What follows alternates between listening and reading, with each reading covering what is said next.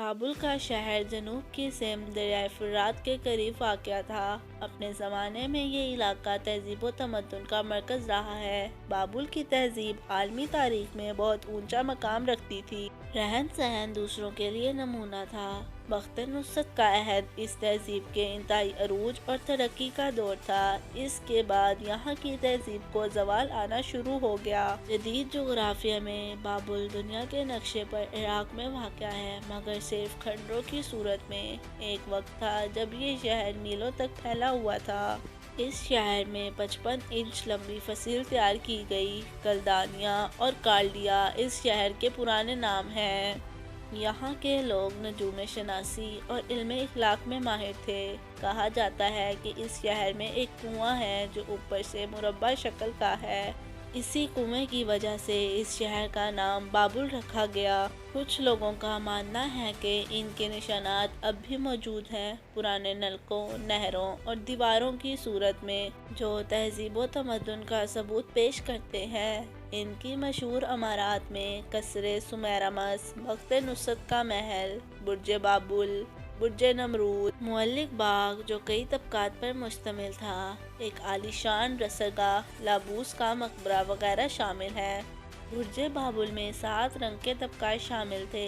پہلا سیاہ، جس کا تعلق زول سے تھا، دوسرا سفید، جس کا تعلق زورا سے تھا، تیسرا نارنجی، جس کا تعلق مشترے سے تھا، چوتھا نیلے، جس کا تعلق اطاعت سے تھا، پانچواں کرمزی، جس کا تعلق مریخ سے تھا، چھٹا نکری، جس کا تعلق چاند سے تھا، اور ساتواں طلائی، جس کا تعلق سورج سے تھا۔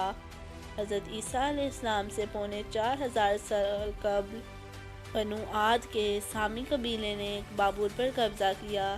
2 یا 250 سال بعد ان کی حکومت رہی۔ سامیوں کے بعد اس پر یلامی خاندان کا قبضہ ہوا۔ نمرود اسی خاندان کا حکمران تھا جس نے خدائی کا دعویٰ کیا۔ نمرود اس کا خاندانی لقب تھا، جبکہ اس کا اصل نام ذلامر بیان کیا جاتا ہے۔ نمرود کا زمانہ تقریباً 3200 سال وسیع تھا۔ یہ وہی تھا جس نے حضرت ابراہیم علیہ السلام کو آگ میں زندہ جلانے کا حکم دیا تھا۔ اسی خاندان کے بعد بابل کے بادشاہوں میں بنو قدنصر بہت مشہور ہوا۔ اسے بخت نصرت بھی کہتے ہیں۔ اس نے بہت سے علاقے بزور شمشیر فتح کیے۔ اس خاندان کا آخری تاجدار بیل شکر تھا۔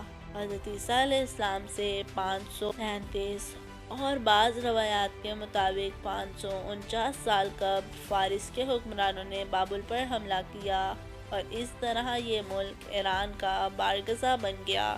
کہا جاتا ہے کہ بخت نصرت کے حکم پر بابل میں معلق باغات بنائے گئے، جن کا شمار دنیائے قدیم کے عجائبات عالم میں ہوتا ہے۔ ایک روایت کے مطابق بخت نصرت نے یہ باغات اپنی ملکہ امیتا کے لیے تعمیر کروائے تھے۔ وہ ایران کے بادشاہ کسارا کی بیٹی تھی اور پہاڑی علاقے ہمدان کی رہنے والی تھی۔ ہمدان کے پہاڑی نظاروں سے اسے قدرتی نسبت تھی۔ بابل بہت خوبصورت شہر تھا، لیکن یہاں کوئی پہاڑ نہیں تھا، اس لیے امیتا اداس رہتی تھی۔ بادشاہ نے اداسی کی وجہ پوچھی تو امیتا نے بیان کیا کہ اسے پہاڑی علاقے سے نسبت ہے، جبکہ یہاں صرف میدان ہی میدان ہے، اس لیے یہاں رہنا اسے اچھا نہیں لگتا۔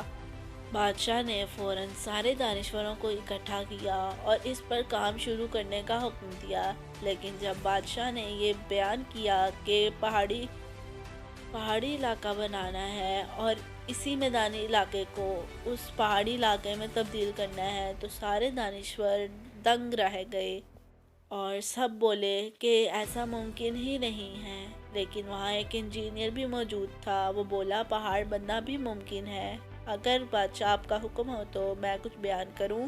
جس پر بادشاہ نے اس کو حکم دیا اور اس نے بولا کہ ایک محرابی بنائی جائے، اس پر چھت ڈالی جائے، پھر ایک محرابی بنائی جائے، پھر اس پر چھت ڈالی جائے، اور اسی طرح ایک کے بعد ایک محرابی بنائی جائے اور اس پر چھتیں ڈال دی جائیں، اور پھر یہ ایک بہت اونچی منزل بن کر تیار ہوگی۔ جس پر بادشاہ بہت خوش ہوا اور اس نے اسے شاباشی دی اور کام شروع کرنے کا حکم دیا گیا۔ کام کچھ ہی دنوں میں شروع ہو گیا اور ایک محرابی کے بعد دوسری کے بعد تیسری اور اسی طرح بہت سی محرابیاں بنا دی گئیں اور ان پر چھتیں ڈال دی گئی۔ محرابی تیار ہونے کے بعد ان میں ایشیا بھر سے پھول پودے لا کر لگائے گئے، جس کے بعد وہ ایک بہت خوبصورت مناظر پیش کر رہا تھا۔ اور اسی طرح پورے علاقے میں محرابیاں بنائی گئیں اور ان پر پھول پودے لگائے گئے اور کچھ ہی مہینوں میں میدانی علاقہ پہاڑی علاقے میں تبدیل ہو گیا۔ جو محرابی بنائی گئی وہ 350 فٹ اونچی اور 400 فٹ لمبی تھی۔